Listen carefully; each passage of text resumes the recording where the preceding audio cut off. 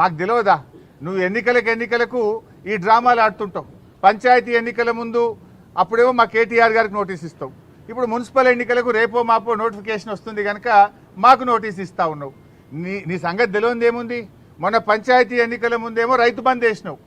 ఇప్పుడు యాసంగి పంటకు ఎందుకు రైతు బంద్ వేస్తలేవు? పంచాయతీ ఎన్నికలు లేవు. కేసీఆర్ గారు ఎప్పుడైనా డిసెంబర్ నుంచే రైతు బంద్ స్టార్ట్ చేసిండు. జనవరి అయిపోయినా రైతు బంద్ పట్టలేదు. పంచాయతీ ఎన్నికల ముందేమో బతుకమ్మ చీరలు ఇచ్చినావు, మహిళలకు వడ్డీ లేని రుణం ఇచ్చినావు, రైతు బంద్ ఇచ్చినావు.